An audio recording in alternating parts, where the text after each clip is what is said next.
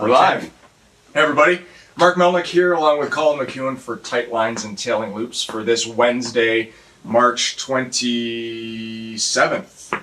Hope everybody's doing great. Beautiful day here in Ottawa, Ontario, Canada. This is Canada's nation's capital. Colin McKeown's home. Colin McKeown is the executive producer, host, writer, coffee maker of the long-lived TV series, The New Fly Fisher. Colin, thank you. Thanks for letting me be on your show. Oh, the irony in that statement. That's fantastic. You know, Colin, we've been working together for the last 20 years on a variety of different things, namely television, from fly fishing to the guided series to a variety of other projects. It was 20 years ago where Colin walked into the Outdoor Life Network offices and said, "Hey, I've got an idea for a TV show. 2 cameras." I'm kidding. There wasn't 2 cameras back then. That's your big joke, yeah. But it was a fly fishing show. Where did all that come from? Where'd that spawn from? Good question, Mark. So, you know, I think the big thing is back 20 years ago, there was lots of fishing shows. There's actually, I think, more then than there is now.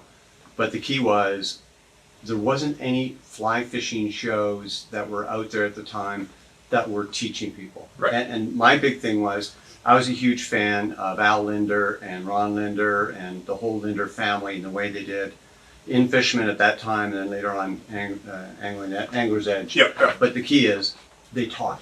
Right. And I thought, you know, somebody needs to do a fly fishing show that teaches people, because I struggled the first 5 or 6 years I was learning to fly fish, and the internet wasn't around at that time for YouTube. So how do I learn how to fly fish from the basics to advanced, nymphing, dry flies? Nobody's doing it. So I thought, how can I do that, combine it with a bit of travel and destination? And over the years, we started the show, and it morphed into what we have today. Right. Which is, you know, thankfully been immensely popular.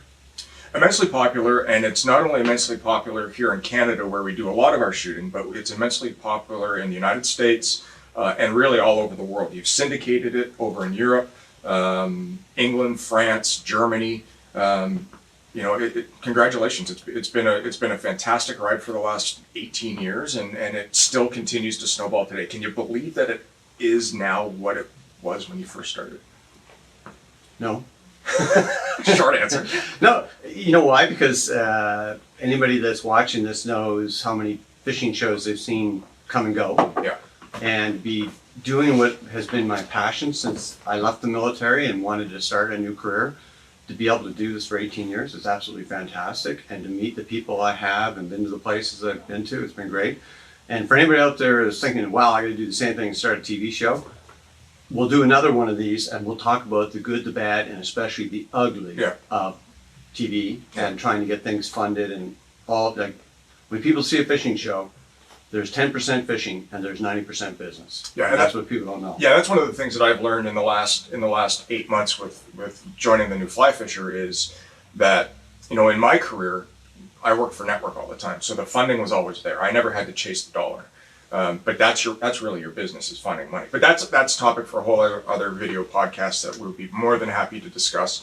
We are Facebook Live, and if anybody has any questions for Colin or myself, please feel free to put comments down below. This will also be on YouTube coming this Sunday, so if you want to rewatch it come Sunday, you can check out our YouTube channel at the New Fly Fisher TV. So that's great. But what we're here to talk about today... A little light on my head. I look like I'm like the ultimate white guy right now. I know, like an angel. Yeah, like an But angel. my hair is a little bit gray. Right. So what we're here to talk about right now is as the snow and ice, the winter is starting to loosen its grip on people who want to cast flies. Last week we talked about the trout primer. Trout is a big focus in Ontario right now. The fourth Saturday in April is when things open up and trout season is good to go. But what's little known are other opportunities for 2 specific species that are near and dear to your heart, I know, that in Region 10 in Ontario, in Algoma, I'll let you set it up. I mean, it's a fantastic fishery that we've just learned about. that allows fly anglers to really target smallmouth and largemouth bass all season. So what Mark's talking about is Algoma region, which we talk a lot obviously because we go there frequently. But it's zone 10 in Ontario. And I know down in the United States, there's a lot of states where they don't have a closed season for smallmouth and largemouth bass. It depends upon which state. But in Ontario, it's traditionally been the third week of June or third Saturday in June that the bass season is open. But they made a change and they decided to make it that on the 10th, or excuse me, in zone 10, it would be open year round. And one of the reasons that M&R did it, from what I understand, is they were trying to take pressure off the walleye and lake trout fisheries in the spring, and also try and bring in some business. And they also wanted to see if having this fishing season year round, if it did anything to the smallmouth bass in terms of, and I'm talking smallmouth as principle. Largemouth are tougher to get in the spring compared to the smallmouth, but whether it would impact the fish. And the good news is it hasn't. Like in Northwest Ontario, they have the same thing. They don't have a closed season. Right. And around Thunder Bay and Lake of the Woods. And this is new to this region. And I think it's been 6-7 years it's been going on now. No, 6 years. And then this is the most interesting part about this. I didn't even know about this and what a wonderful fishery it was until I was at the Detroit Fly Fishing Show, the Midwest Fly Fishing Expo, and met a gentleman from Michigan who started telling me about how great the fishing was in Algoma. Is that Frank? Yeah, it's Frank. And Frank told me about these gigantic smallmouth bass he was catching, both in the fall, but especially in the spring. And I was like, you're fishing the spawning fish. He goes, no, this is right at ice out. This is in May, and the whole month of May. So as soon as that ice comes back and the lakes open up, the smallmouth are in the flats and they're on the hunt for food. They're not spawning yet. Water temperatures are still high 40s to low 50s Fahrenheit, and these bass are aggressive. And so he invited me to go up. I went up there and I was blown away by the number of fish, the public access, the number of lakes in the region that had this great fishing, and just how big these bass are. So, Mark, you went there, you know what I'm talking about. Yeah. And when I tell people, my average bass is 4 pounds, I don't believe it. The bullshit lights up, and you didn't. And then anybody goes there after they've experienced it, it's your word said it. You said, this has just spoiled me. Yeah. How can I go bass fishing anywhere else after I've experienced this? So this place is so fantastic that we've actually coined it. We've actually given it the moniker for the TV show. It's called Trophy Alley. Yeah. And it's a section that spans Highway 17 just outside of basically in the Thessalon area of Ontario, and any water bodies north or up from Highway 17 are open 365 for catch and release smallmouth and largemouth bass. That's significant because in southern Ontario, we never have had the opportunity to target pre-spawn bass. The system's always been closed. So it's a brand new education for fly anglers to know how to target fish that we've never had access to before in south of 17. So what are they primarily feeding on?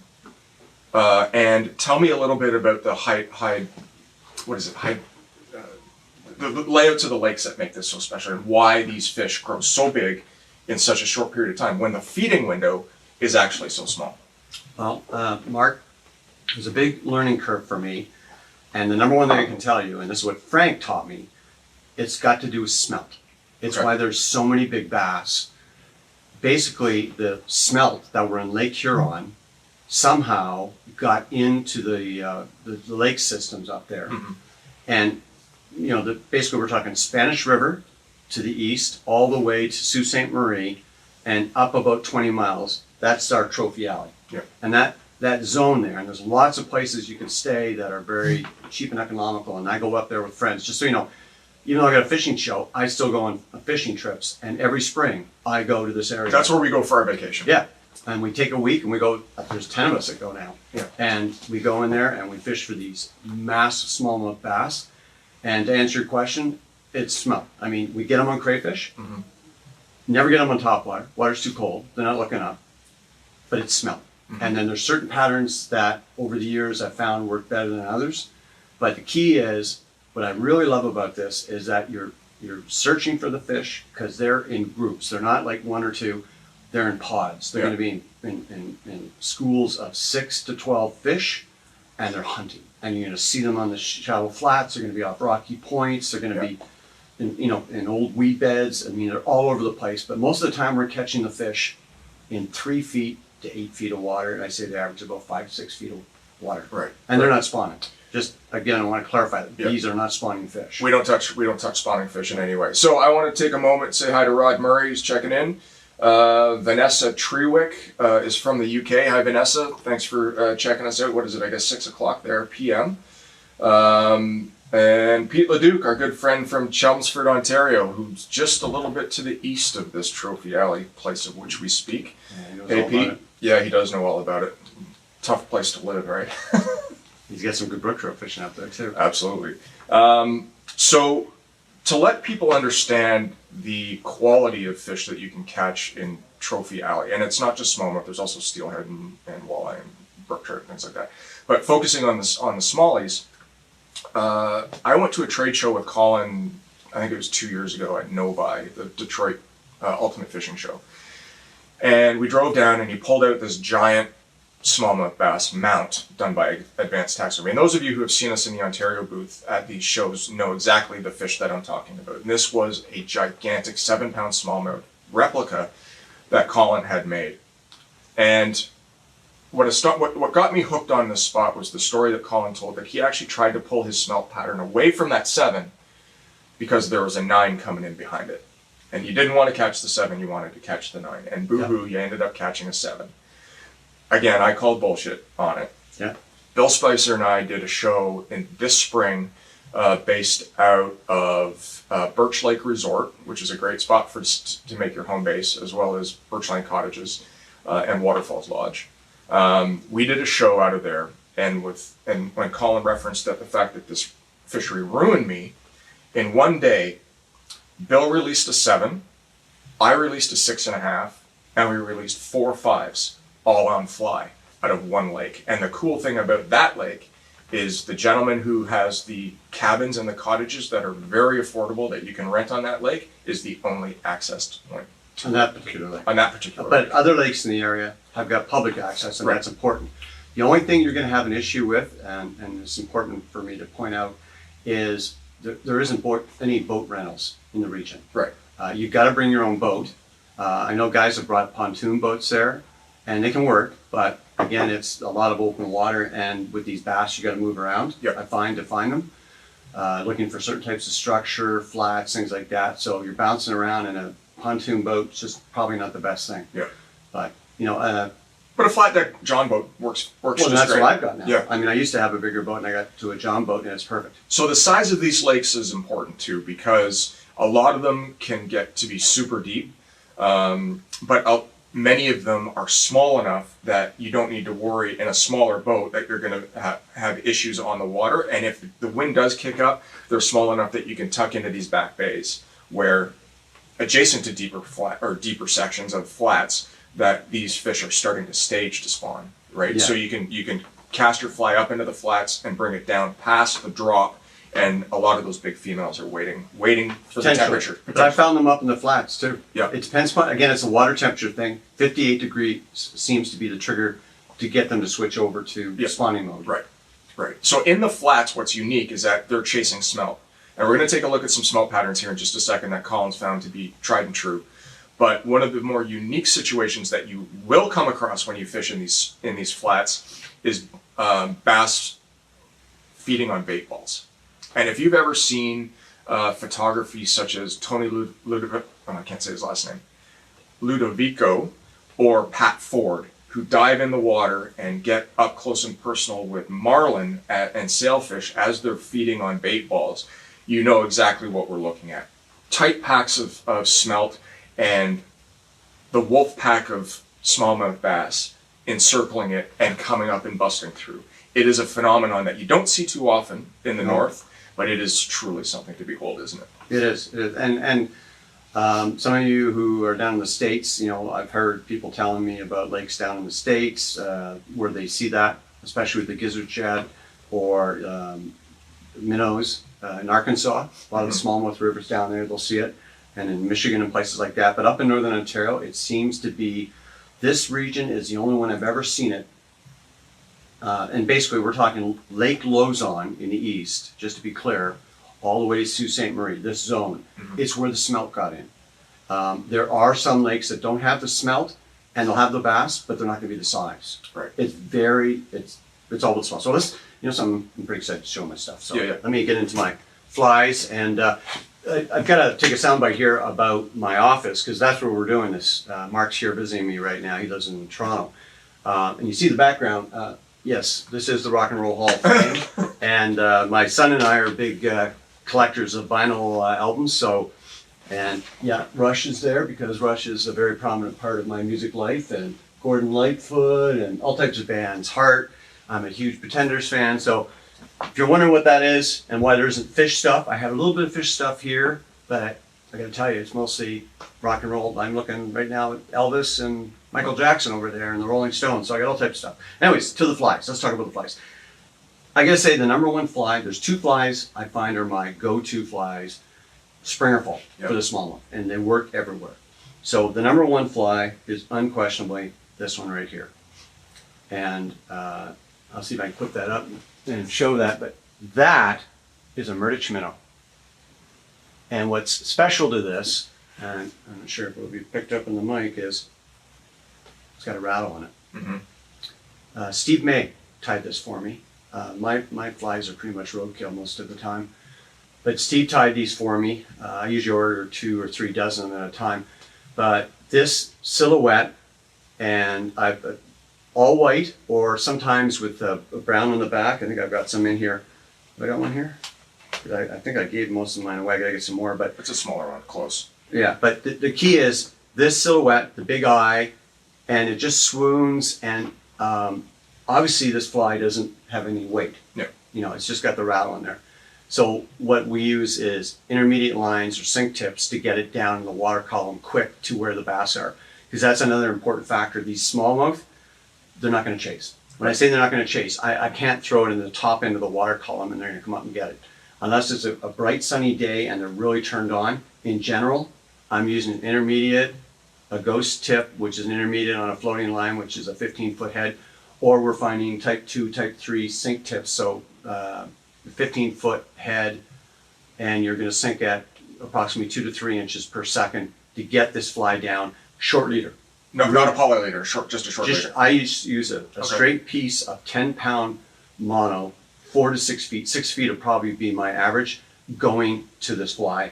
And again, you want to use a non-slip mono knot, open loop basically, because you want this fly, like any streamer, you want the action to move. So this fly is my number one. Murdich minnow. And then where is, I like Scotty's McFly, and you've probably heard that used in shows, but this is the other pattern I like a lot. And this one, That's not Scotty's. I thought that was. no, I don't think I've got any Scotties in here.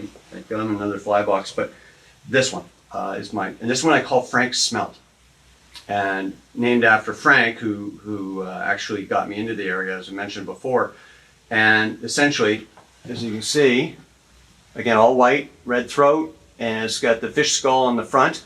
So this one I can use on a floating line and a longer leader, but I don't. I tend to use this on an intermediate, and it gets down in the water column fast, and short, fast strips. Right. Because it's doing I'm a smelt, I'm wounded, I got an injury, I can't get away, and they just pounce on it. You'll sometimes three or four bass coming after it. Right.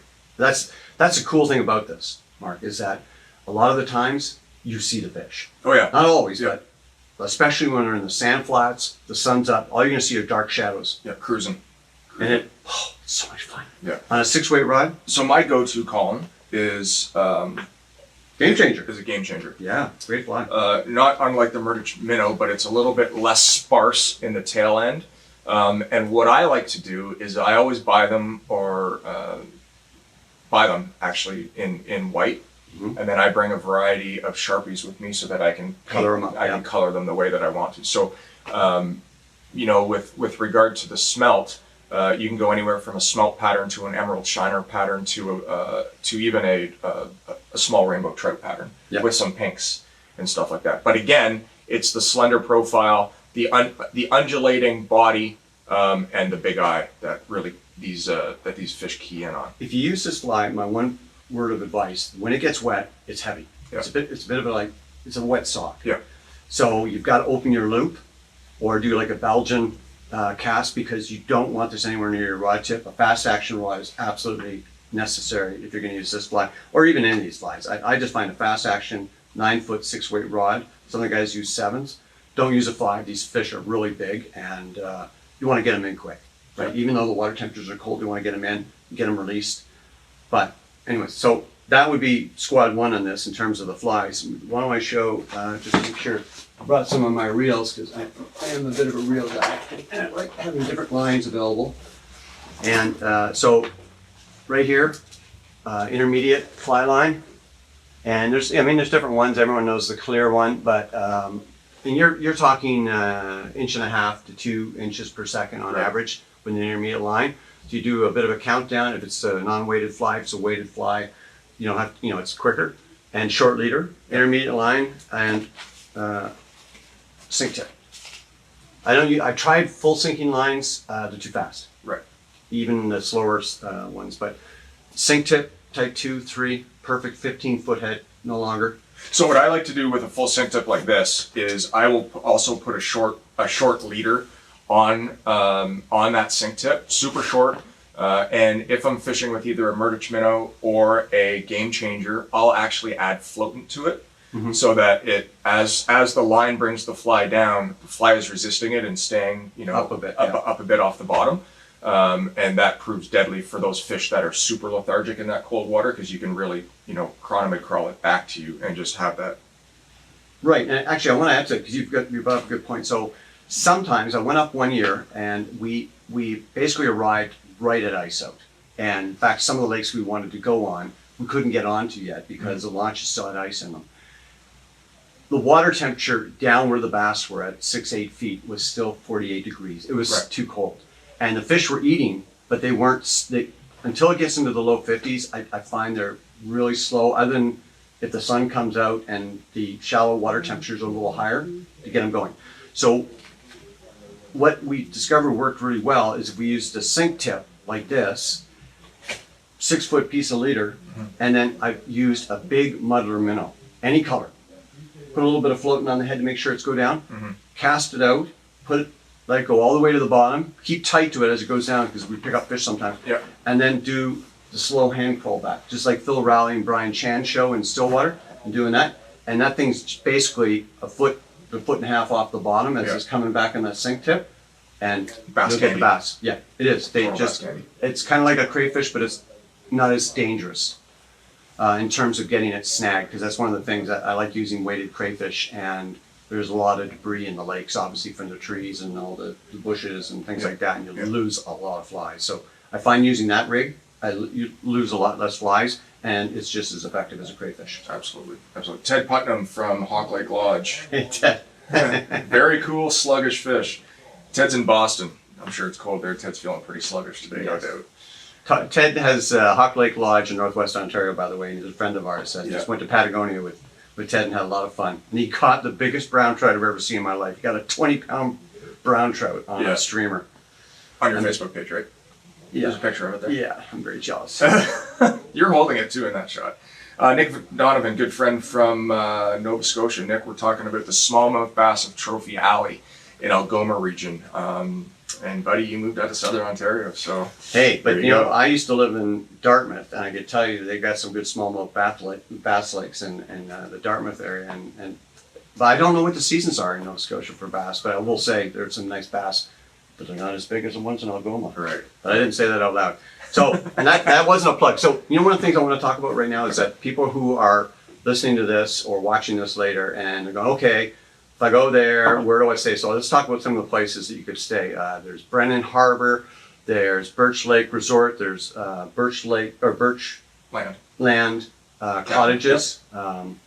There's Limberlost, There's Waterfalls Lodge. There's a whole, I mean, if you go to the Algoma website, algomacountry.com, they have a list of the places to stay. And the other recommendation I would have, and all these places are generally do-it-yourself. Some of them, like Waterfalls Lodge, they have meals and everything like that, but Yeah.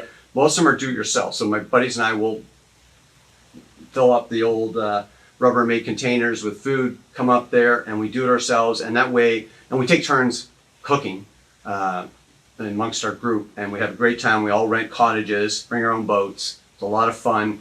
And then every day we'll go to different lakes based on where the bite's good or Yeah. exploring. See, but that's the key, right? Is that There's so many places. there's 15 to 20 different lakes that you can hit at any given time. So if the fishing isn't on where you want it to be on Lake X, you can always just trailer up, drive for 15, 20 minutes, 45 minutes, or what have you, and put in somewhere else, because every lake fishes differently based on its where it is in relation to how north it is from Highway 17. Another good idea. Our good friends Tyler Dunn and Adam Valley, who guide out of, and John Giuliani, who guide out of the Sault Ste. Marie area, are dialed in to those. Especially Tyler and Adam. And Adam, yeah, they're dialed in on those big lakes. bass guys. Yeah, they specialize in bass. They do the circuit, and hire a guide for a day, figure it out, pick their brains, and then They'll show you. They'll show you where to go. They'll Yep. tell you how to rig up.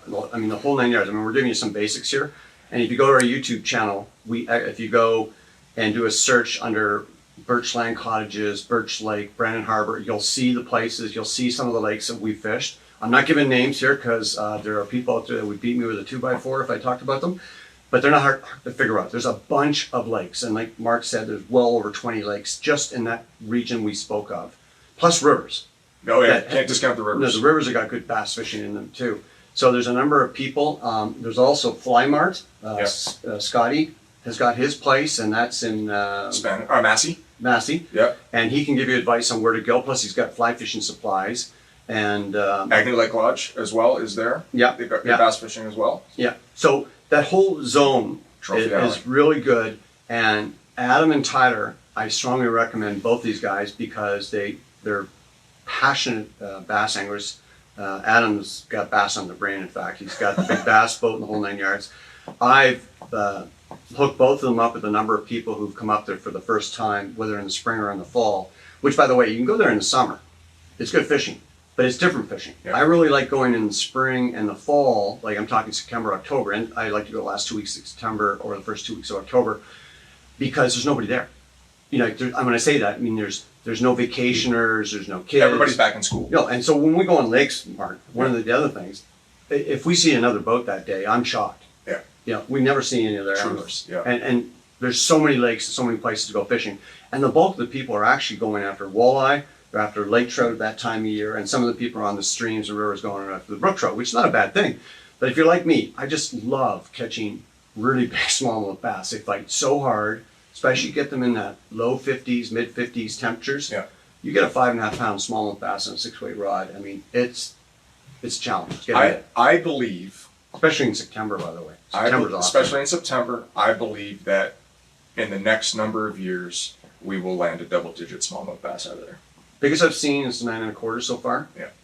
And I know some people don't blame. One of the things that we didn't mention that's kind of important is these bass are not long. My biggest bass that I caught here in the Ottawa area was 25 inches long, and that bass wasn't barely 5 pounds. Right. Because it was a river fish and it didn't have the same food forage. So when I talk about the fish we're catching in this Algoma region, I'm catching a 19.5 inch bass and it's got a 17-inch girth. Yeah. They're footballs. They're like the big, massive brook trout you see in some lakes in Labrador and Northern Ontario that are just footballs, and it's because the food is so easy. And these bass are actually eating the smelt all through the winter.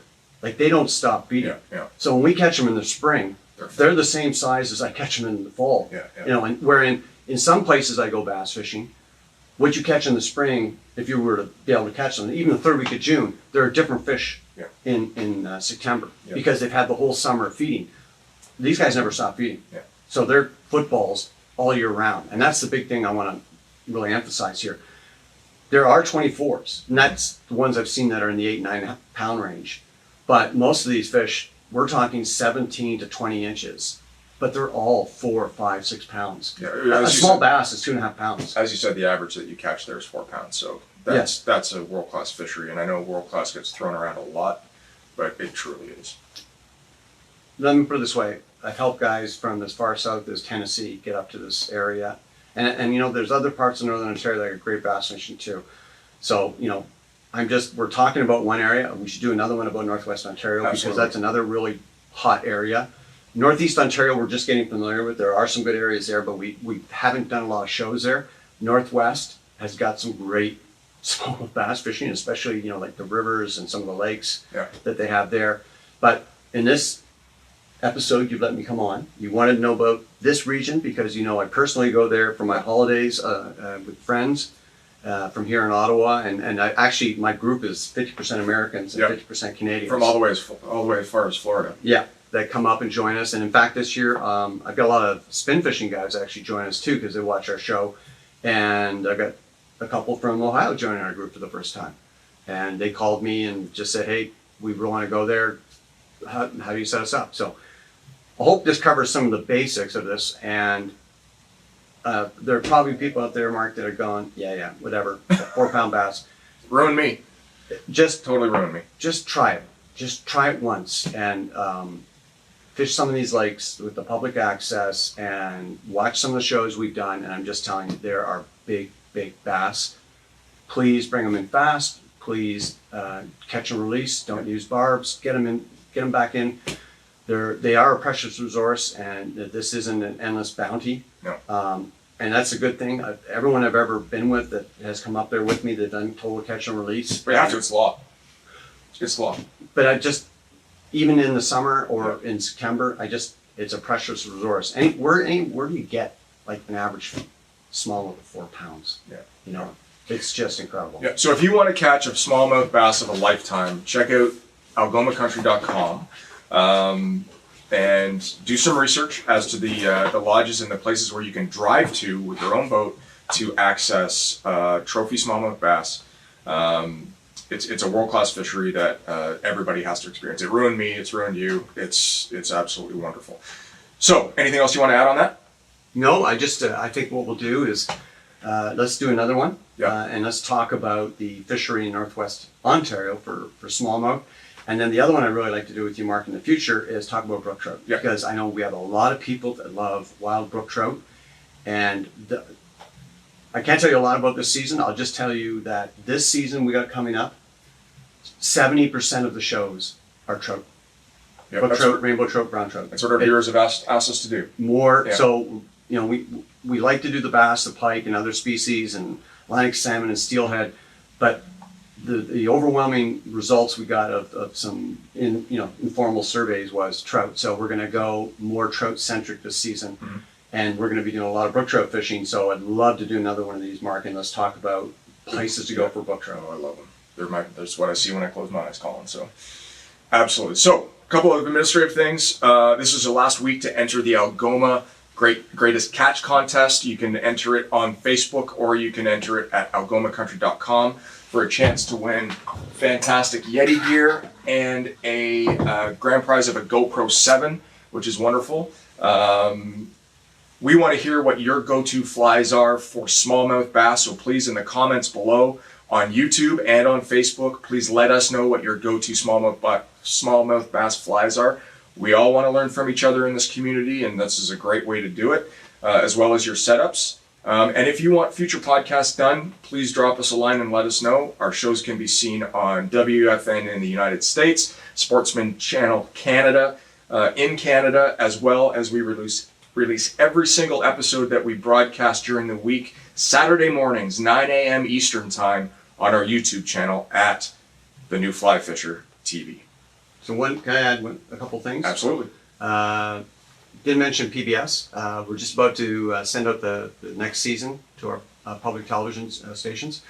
Our first shoot of the season is about to happen in Ohio for steelhead. Next week. Yeah. Tom Rosenbauer and myself are heading down to Ohio to catch some Catch chrome. giants. Hopefully, and then, well, I hear the fishing's great right now, and the rivers here in Ontario are not open yet.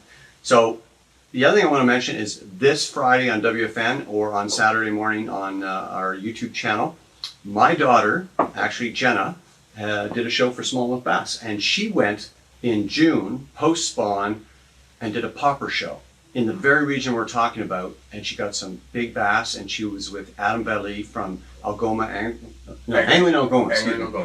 So Adam did a great job with her in his big bass boat and showed around. They stayed at Limberlost, which is one of the places I mentioned before, and they have great cottages there. And they're kind of like, they're all in a good zone, but they're up a little farther north, and they have a lot of brook trout around them. A great place to go. So if you want to see a wonderful show this Friday night, 8 p.m.